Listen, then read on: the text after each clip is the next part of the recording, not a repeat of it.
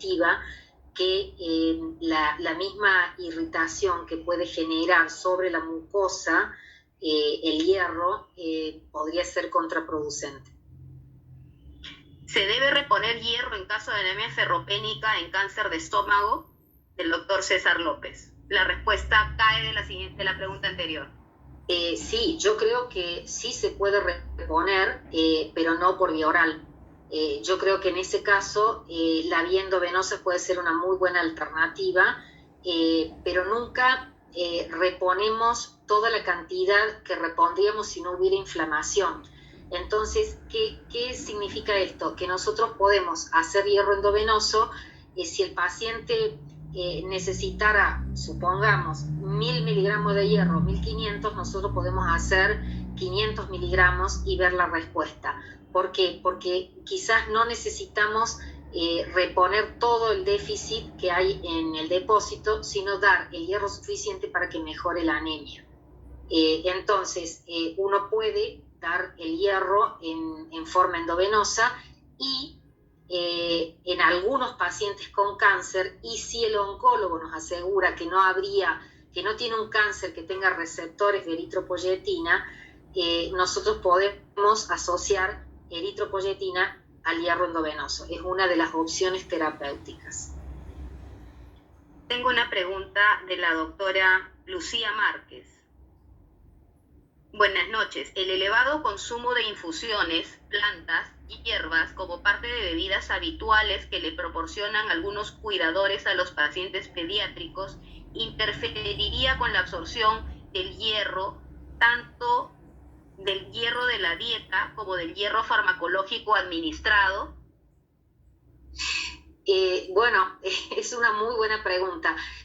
Nosotros al hablar de metabolismo del hierro y hablamos del hierro no hemínico, vimos que el hierro no hemínico, que es el mayor componente del hierro de la dieta, pero es el menos absorbible, puede precipitar en presencia de los polifenoles del té, el té es una hierba, de los taninos del café, de los carbonatos de las bebidas carbonatadas, entonces, o de los oxalatos de los lácteos o del calcio de los lácteos. Entonces, hay muchas interferencias entre, evidentemente, los componentes de la dieta, los otros componentes de la dieta y el hierro para ser absorbido.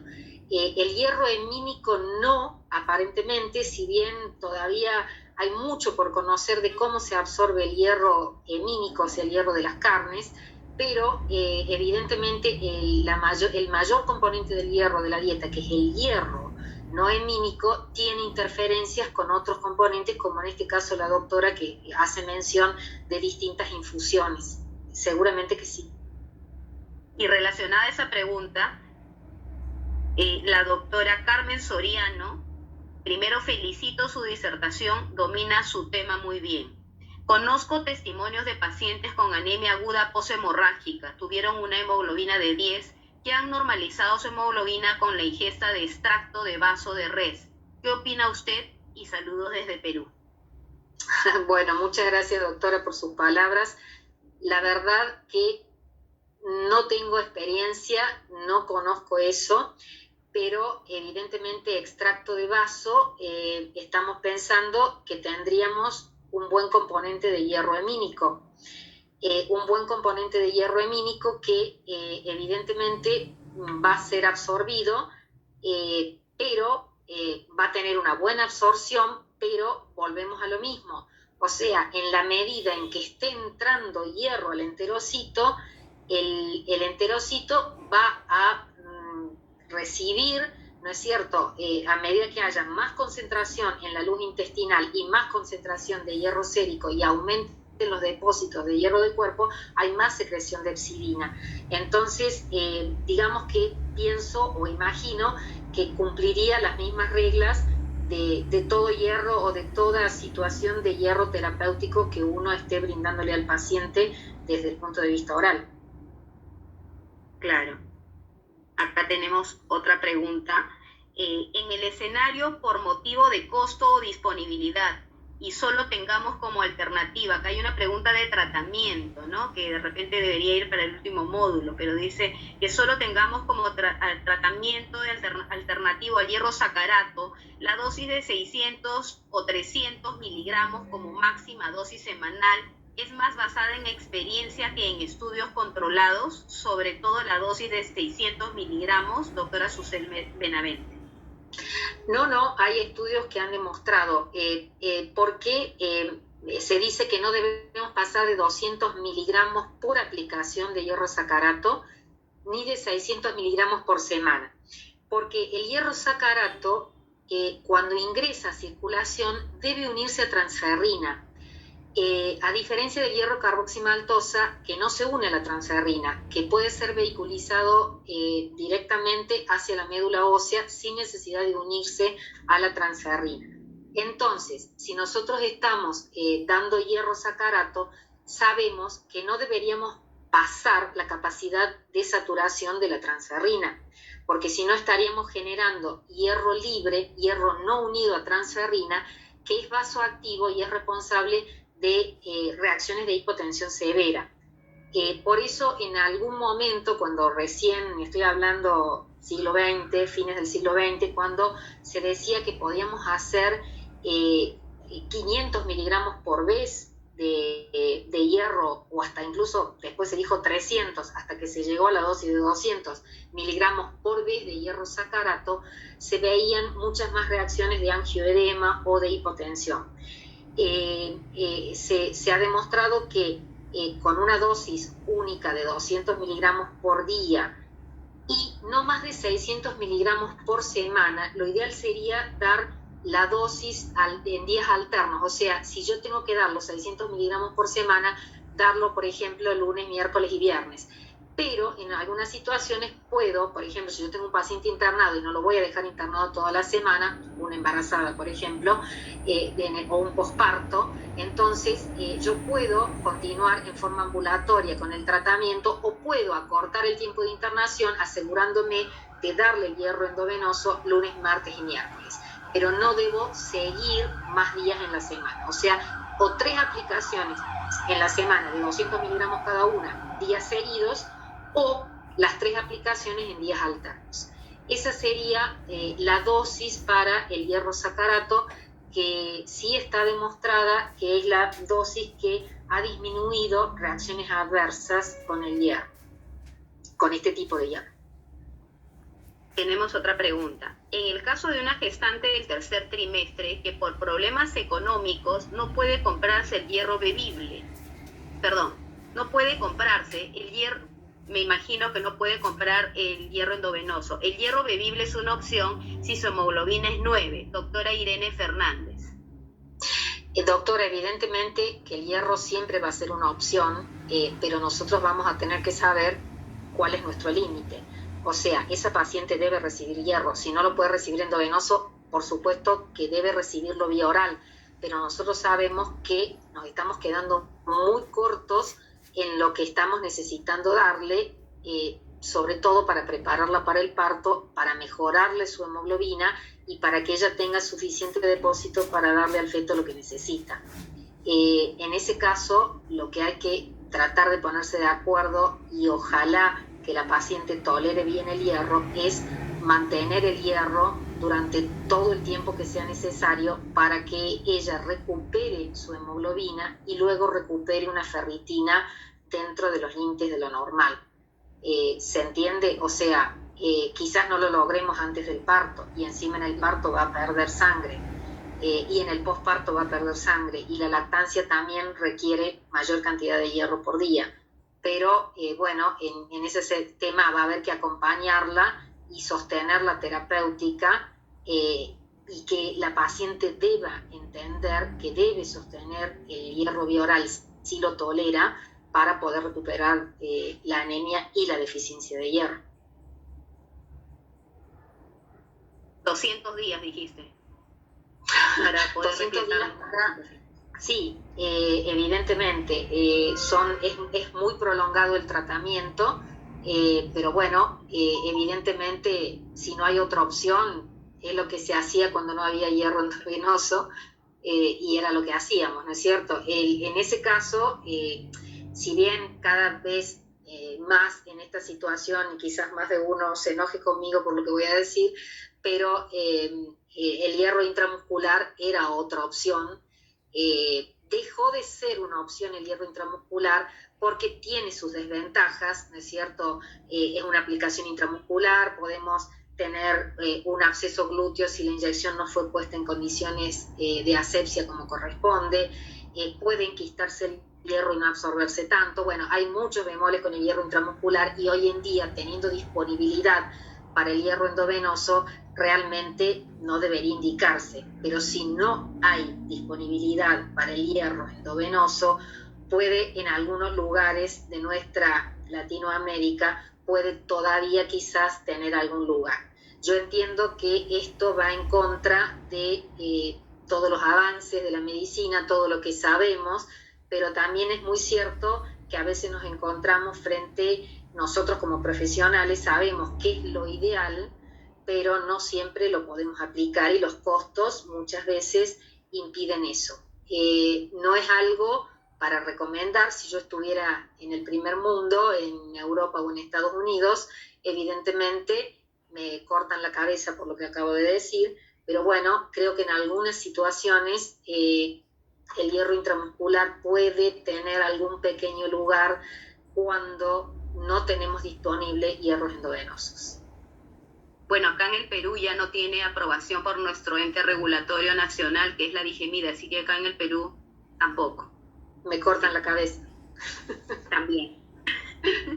Bien. Bueno, en un paciente obeso que se considera un paciente inflamado, ¿existe algún mecanismo compensatorio que permita confiar en el valor de ferritina per se o necesariamente necesitamos una PCR?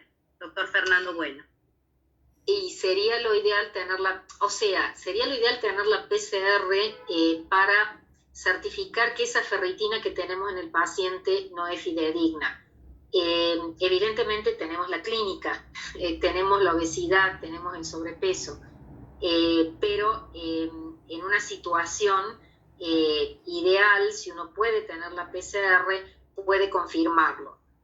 Y si no tiene la PCR, bueno, uno tendría que preguntarle al paciente muy detenidamente en una correcta anamnesis, descartar toda posible causa de pérdida de hierro, por ejemplo, las pérdidas, todas las causas que puedan significar déficit, ¿no es cierto?, de ingesta, porque el paciente puede tener un déficit en la dieta de hierro, o tener, si es que ha tenido una cirugía bariátrica, puede estar en situación de no absorber el hierro, sobre todo las cirugías bariátricas que tienen la técnica de Roux-en-Y, que desfuncionalizan el duodeno.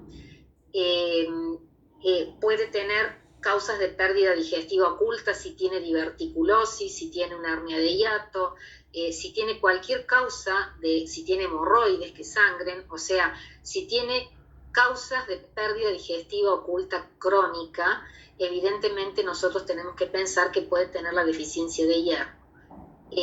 Si es una mujer, habrá que investigar si realmente, si está en edad fértil, si tiene un sangrado uterino abundante o anormal, que es otra de las causas que puede tener. Si es una mujer que ha tenido un embarazo reciente y no tuvo una buena represión posterior de los depósitos de hierro. O sea, la clínica nos va a ayudar muy mucho, aunque no tengamos la PCR, si es que no la puedo tener. Entonces, pedir una ferritina e interpretarla en ese contexto puede ser posible. Así es. Tenemos la pregunta de la doctora Nélida Pinto. ¿Cuál es la recomendación diaria de hierro en las adolescentes, hombres y mujeres? La adolescencia es uno de los momentos en donde el hierro es muy necesario, porque nosotros tenemos que pensar que toda célula del cuerpo necesita hierro, y el adolescente, al igual que el niño en la primera infancia, que tiene una rápida tasa de crecimiento, está necesitando mucho más hierro, porque el hierro se necesita también para la síntesis del ADN y la duplicación celular. Si es una mujer, es adolescente, además de tener un aumento del requerimiento de hierro mayor a ese 1 miligramo de hierro que tenía en la infancia por día, se le suma el inicio de la menstruación. Entonces, no solamente va a necesitar 2 miligramos, sino que puede llegar a necesitar 5 miligramos de hierro o más por día. Esa cantidad de hierro a veces no puede ser absorbida si se asocia un déficit en los componentes de la dieta por una dieta selectiva, en esta historia de querer que todas las mujeres sean flacas y altas, o en el sentido de que sí hay dietas, ¿no es cierto?, que no están bien balanceadas, no solamente por selectividad, sino porque, bueno, por condiciones socioeconómicas un adolescente no se alimente bien. O sea, empieza a haber un amplio abanico de posibilidades, ¿no es cierto?, para que un adolescente esté deficiente de hierro. Quizás no anémico, pero sí, o anémica, sino deficiente de hierro. O sea, podemos tener la deficiencia de hierro sin anemia, que es esta imagen que han estado viendo durante toda la charla puesta en la pantalla, ¿no? Claro que sí. La anemia es prevalente en realidad en todas las edades. Nosotros siempre tendemos a enfocarnos en la mujer en edad fértil y en el niño, porque son las poblaciones más sufridas con esa patología. Sin embargo, acá está la pregunta de la doctora Blanca Madalengoitia. Anemia crónica en el paciente senil con ácido fólico y vitamina B12 normal, diabetes de larga data, insulino dependiente. ¿Qué comentarios nos podrías hacer? La población geriátrica también sufre de anemia. Sí, por supuesto que sí. Es todo un tema la anemia en la ancianidad, ¿no? En realidad es muy importante entender que un paciente que tenga 70 y tantos o 80 años no tiene por qué tener anemia y tiene todo el derecho del mundo a tener 14 gramos de hemoglobina como otro que tenga 30. El tema es que ahí la doctora está planteando, creería yo, un escenario de inflamación, porque la diabetes de por sí es una de las situaciones de inflamación crónica, evidentemente, y sobre todo si no está bien balanceada. Quizás está controlada, pero si no lo está, es una situación de inflamación, y por lo tanto, si está en una situación de inflamación, estaría en una situación de restricción de hierro para la eritropoyesis, que sería una de las causas. Y otra de las causas que hay que pensar siempre es la calidad de la dieta que tienen los pacientes ancianos. Muchas veces los pacientes ancianos tienen una malnutrición crónica porque no tienen un buen aporte de hierro en su dieta, o porque tienen causas asociadas de pérdidas digestivas ocultas crónicas. Los divertículos es una causa muy frecuente en la población de mayor edad y que muchas veces pasa desapercibida, porque si no manifiesta sintomatología se piensa que no va a generar inflamación y pérdida de hierro. Sin embargo, tengan en cuenta la diverticulosis, cuando uno tiene uno o dos divertículos, sino cuando hay realmente muchos divertículos a lo largo del colon, es una de las causas de pérdidas de hierro, igual que las hernias de hiato.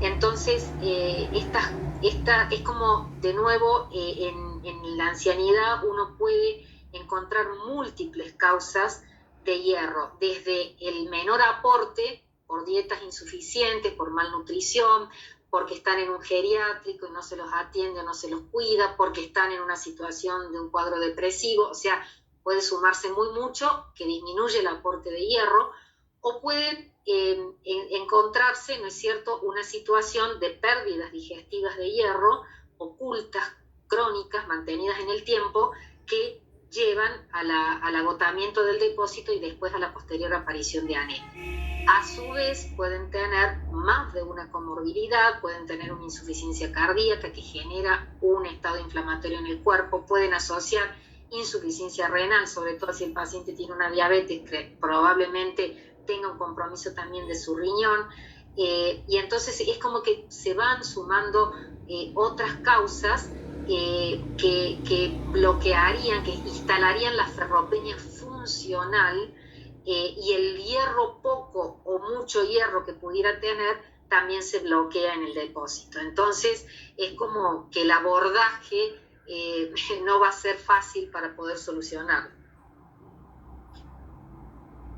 El Ministerio de Salud, es la pregunta de la doctora Mariandy Meléndez. El Ministerio de Salud, nos vamos al otro extremo de la vida, a los niños.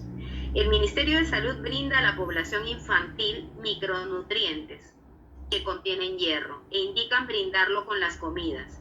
¿Cree usted que es errada esta administración, ya que lo ideal es darla con el estómago vacío?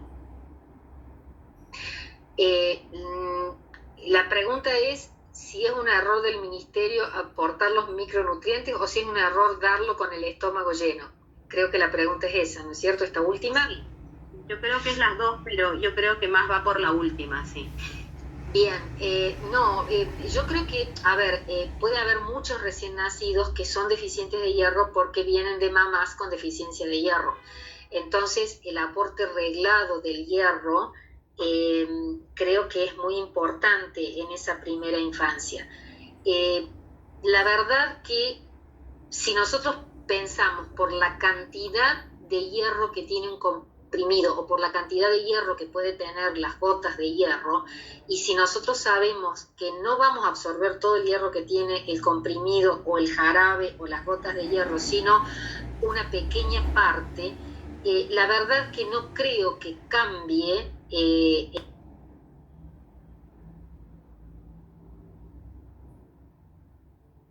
tema de darlo con la comida, porque en realidad el darlo con la comida va a favorecer la menor irritación de la mucosa intestinal y la absorción por la cantidad que se va a absorber va a ser la misma. En realidad hay conceptos que deberíamos revisar sobre qué hemos estado haciendo hasta ahora y si lo que nosotros sabíamos y que teníamos como reglas de dar el hierro en ayunas y con jugo de naranja y sobre todo el sulfato ferroso, que sería el hierro de elección porque es el más económico y el que por ser ferroso se absorbería mejor. Ustedes van a ver después en el módulo 4 que estos tres conceptos son absolutamente errados. No existe en el organismo situación de tener una alta concentración de iones ferrosos en presencia de agua. No existe fisiológicamente y nosotros la estamos generando en la luz intestinal cuando damos sulfato ferroso. ¿Por qué? Porque en esas situaciones el sulfato ferroso se une al oxígeno y genera con el agua y el oxígeno del agua genera especies reactivas al oxígeno que son muy irritantes de la mucosa. Entonces, si nosotros encima agregamos la vitamina C del jugo de naranja, que es prooxidante, favorecemos más esa situación. Entonces, yo creo que a la luz de todo lo que se conoce hoy en día y que está publicado, debemos empezar a revisar si lo que estamos haciendo realmente debemos seguir haciéndolo. Y me encanta que hayan puesto esto que dice acá, que tenemos más de 1.000 millones de personas en el mundo con anemia por déficit de hierro y evidentemente algo estamos haciendo mal, porque tenemos esta cantidad de personas que caminan por el planeta con anemia y déficit de hierro y en realidad hoy estando en el siglo XXI, con todo lo que conocemos y todas las herramientas terapéuticas, podríamos hacer algo para disminuir esa cantidad, ¿no? Cecilia, ¿podemos prescribir fierro o hierro oral a una paciente con anemia que además tiene una infección aguda activa, por ejemplo una neumonía? La doctora Carmen Soriano. No por hierro oral no, porque no lo va a absorber por la cantidad de exidina que va a tener. Y tampoco endovenoso, porque el hierro endovenoso en el contexto de una infección activa podría también ser aprovechado por el germen, ¿no es cierto? Nosotros sabemos que virus, bacterias y hongos necesitan hierro para vivir. En realidad, esa es la razón por la cual la infección genera una ferropenia funcional, o sea, el cuerpo frena la disponibilidad de hierro, encerrando el hierro en el depósito, que sería la anemia inflamatoria, ¿no es cierto?, en el contexto de infección. El cáncer también necesita hierro, la célula neoplásica necesita hierro para vivir y la autoinmunidad también. Entonces, esta fisiopatología de bloquear el hierro en parte, bloquea el hierro para que el enemigo no lo use, ni la célula neoplásica, ni la célula bacteriana, el hongo o el virus, ni la autoinmunidad. Entonces, no conviene dar hierro en esas situaciones. Hierro oral no se va a absorber por la cantidad de epsidina que va a bloquear la absorción, y el hierro endovenoso no sería lo indicado. Es una de las de las pocas contraindicaciones que hay del hierro endovenoso el primer trimestre de embarazo y una situación de infección aguda o infección activa, mejor dicho, lo contraindica. Cuando la infección esté controlada, la neumonía tratada y el paciente mucho mejor, entonces nosotros ahí sí podemos instalar la terapéutica con hierro. Perfecto, de acuerdo. En el Perú tenemos limitaciones de tipo económico para la realización de los exámenes que se requieren para hacer el diagnóstico adecuado de anemia. Según la norma técnica, el tratamiento se administra por 6 meses, pero tenemos pacientes que, a pesar de cumplir con la administración a dosis adecuadas al mes y 2 meses, persisten con valores bajos de hemoglobina. ¿Qué criterios hay para decidir referencia a hematología o continuar el manejo en el primer nivel de atención, teniendo en cuenta que nuestro examen físico y hemograma orienta anemia de tipo ferropénico? Doctora Elena Vázquez, qué interesante pregunta. Es un médico que en el primer nivel de atención se encuentra con estos pacientes y sigue al pie de la letra lo que le dice el ministerio, ¿no? Bueno, sí, es una excelente pregunta y es todo un desafío qué hacer con el paciente. En realidad, ahí yo creo que tenemos que apelar muy mucho a lo que es el contexto clínico. Si esa paciente es una paciente de sexo femenino y menstrua y tiene un sangrado uterino anormal o tiene una menstruación abundante, el hierro vía oral probablemente falle en hacer subir la hemoglobina. Entonces, habría que pensar que en esos pacientes cuál es la causa de la anemia ferropénica. Si tenemos un sangrado uterino anormal, si es una mujer en edad fértil, si es un hombre o una mujer que tiene pérdidas digestivas ocultas crónicas, si tiene hernias de hiato, si tiene diverticulosis, o sea, si tiene una gastritis activa, si tiene una infección por Helicobacter pylori. Evidentemente, todas esas situaciones, o sea, cuando uno tiene la causa de la deficiencia de hierro presente, una mala absorción intestinal, por ejemplo, una enfermedad celíaca, una cirugía bariátrica, una enfermedad inflamatoria intestinal, o sea, si yo tengo desde el punto de vista clínico la causa que me está generando el déficit de hierro activa y no solucionada, yo voy a tener un déficit en obtener un resultado con el hierro oral.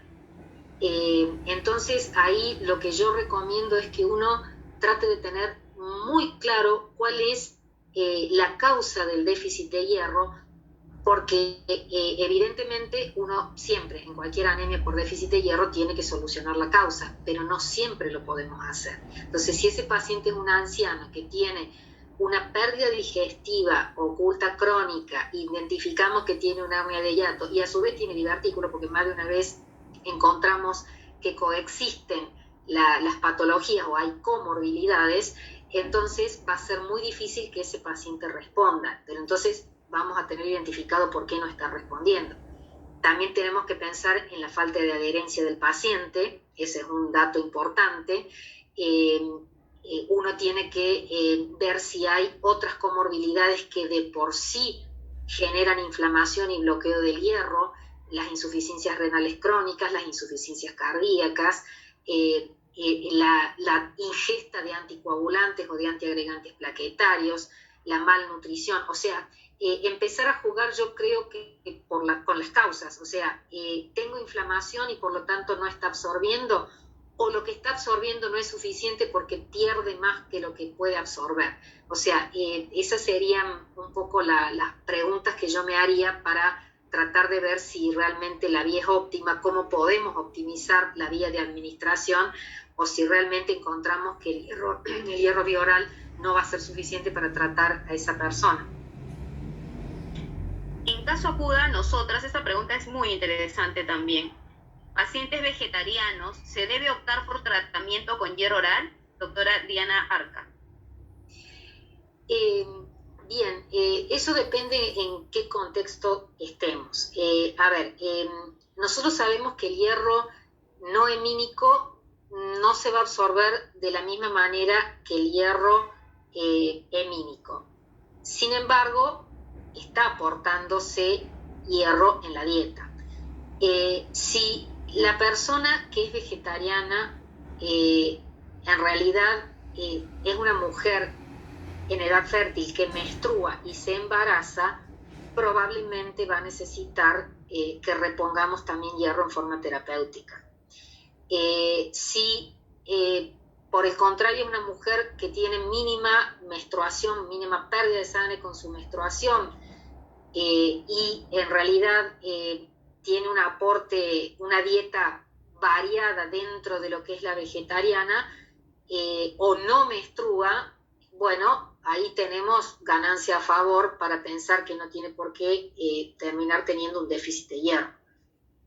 Yo creo que lo que uno tiene que tener siempre en cuenta es que la dieta vegetariana estricta, o sea, el que es ovo-lácteo vegetariano está incluyendo hierro hemínico con el huevo y la leche, pero el que es vegetariano estricto, el que es vegano, en realidad no tiene nada de aporte de hierro hemínico y solo dependerá del hierro, no es cierto, que esté en los vegetales.